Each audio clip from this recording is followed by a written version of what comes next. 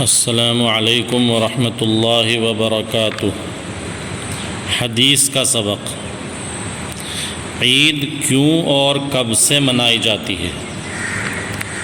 عن عائشہ رضی اللہ تعالی عنہا قالت قال رسول اللہ صلی اللہ تعالی علیہ وسلم یا ابا بکر ان لکل قوم عیدا وہذا عیدنا، رواہ البخاری۔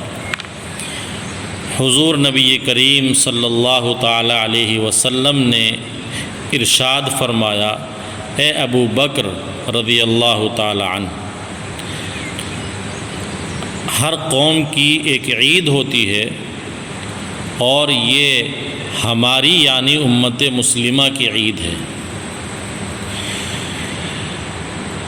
آپ جانتے ہیں کہ اللہ تعالیٰ نے انسان کو فطری اعتبار سے خوشی اور غم دونوں کے اظہار کا موقع بھی عطا فرمایا ہے، اور انسانی فطرت اور مزاج میں خوشی اور غم سے ہم آہنگ ہونے کا ایک مادہ بھی رکھا ہے۔ دنیا کی قوموں کا یہ طریقہ ہے کہ وہ اپنے تہوار اور خوشی کے دنوں میں لہو و لعب، ناچ گانے، شراب نوشی، عیاشی اور دیگر تفریحات کو پسند کرتے ہیں، اور ان سب کا مقصد اگلے پچھلے رنج و غم اور مصائب و آلام کو بھلا کر وقتی خوشی میں ایسا مگن اور مست ہو جانا ہے کہ جس سے وہ وقتی طور پر مدہوش ہو جاتے ہیں اور عقل و شعور سے بالکل عاری ہو جاتے ہیں۔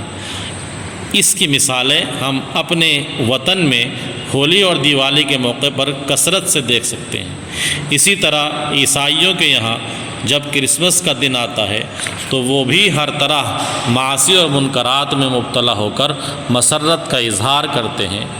بالکل یہی دستور زمانہ جاہلیت میں بھی رائج تھا، لیکن محسن انسانیت، فخر کائنات، محبوب رب العالمین حضور نبی اکرم صلی اللہ علیہ وسلم جب ہجرت فرما کر مدینہ منورہ تشریف لائے تو مدینے کے لوگ سال میں 2 دن خوشی مناتے تھے۔ ان دونوں دنوں میں خوب کھیل کود کرتے، گانے بجانے کی مجلسیں جماتے، شراب نوشی کی محفلیں لگاتے اور طرح طرح کی عیاشیاں اور تفریحات کے سامان بہم پہنچاتے۔ مگر حضور اکرم صلی اللہ علیہ وسلم نے اس طرح کی خرافات اور لغویات کو اور ناچ گانوں کو دیکھ کر ان سب سلسلوں کو ختم فرما دیا، اور اللہ تعالیٰ کے حکم سے ان 2 دنوں کے بجائے 2 خوشی کے اور دن مقرر فرما دیے۔ نمبر 1 عید الفطر اور نمبر 2 عید الاضحیٰ۔ یہ تفصیل ابو داؤد شریف جلد نمبر 1 صفحہ 161 پر موجود ہے۔ ان دنوں میں اظہار مسرت کا مظاہرہ کھیل کود، لہو و لعب اور تفریحات و خرافات کے ذریعے نہیں کرایا گیا، بلکہ اسلام کے ماننے والوں کو اس دن میں یہ حکم ہوا کہ وہ مسرت کا اظہار اس انداز میں کریں کہ وہ خوشی ان کے ظاہر اور باطن سے نمایاں ہو سکے، دل کی گہرائیوں سے سرور کی خوشبوئیں اٹھیں، ذہن و دماغ کے گوشوں سے عطر بیز ہوائیں پھیلیں، اور بدن کا رگ و ریشہ اور رواں رواں مسرت کے اظہار میں ایک دوسرے سے بازی لے جانے کی کوشش کرے۔ ایسی لازوال خوشی کے حصول اور اس کے اظہار کا صرف ایک ہی طریقہ ہے، اور وہ یہ کہ انسان جس رب کا بندہ ہے وہ اس بندہ نواز کے سامنے اپنی پیشانی کو جھکا کر بندگی کا اظہار کرے اور اس کی خوشنودی کا مستحق بن جائے۔ ظاہر ہے کہ جس بندے کا آقا اس سے خوش ہو جائے، اس بندے کے لیے اس سے بڑھ کر اور کیا خوشی ہو سکتی ہے۔ اللہ تعالیٰ نے قرآن پاک میں بھی اس کا اعلان فرمایا ہے، وَرِضْوَانٌ مِّنَ اللَّهِ اکبر، اور اللہ کی طرف سے خوشنودی سب سے بڑی نعمت ہے۔ اسی بنا پر اللہ تعالیٰ نے اہل ایمان کے لیے خوشی کے دنوں میں اظہار بندگی کا حکم دے کر شکرانے کے طور پر 2 گانا ادا کرنے کی تاکید فرمائی ہے۔ یہی عید کی اصل روح ہے۔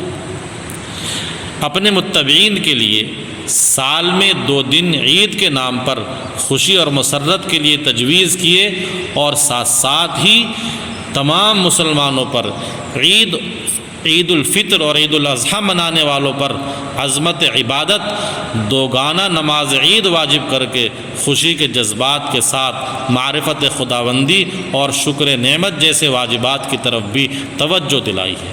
عید محض مذہبی تہوار نہیں بلکہ انعامات خداوندی کی شکر گزاری کا دن ہے، اور عید کوئی کھیل کود کا دن نہیں ہے۔ یہی عید کی اصل روح ہے اور یہی عید کا منشا ہے۔ باقی جو لوازمات ہیں، مثلا نہانا دھونا، خوشبو لگانا، نئے کپڑے پہننا، ایک دوسرے سے مل کر کے بشاشت کا دلی خوشی کا اظہار کرنا، مبارکباد دینا، مصافحے اور معانقے کرنا، یہ سب عید کے ضمنی اعمال ہیں۔ آج کے دن کا اصل کام یہ ہے کہ بندہ اپنے عمل سے یہ ظاہر کر دے کہ وہ واقعی اپنے رب کا فرمانبردار اور اطاعت گزار ہے، اور ایسے ہی بندوں کو در حقیقت آج خوشی منانے کا حق ہے۔ اللہ تعالیٰ مجھے اور آپ کو ہمیشہ خوش رکھے، اور میری اور آپ کی زندگی میں بار بار عید جیسی اہم اور بڑی خوشیاں بار بار عطا فرمائے، آمین۔ السلام علیکم ورحمۃ اللہ وبرکاتہ۔ Please like, share and subscribe to Mufti Zakawat Hussain official YouTube channel.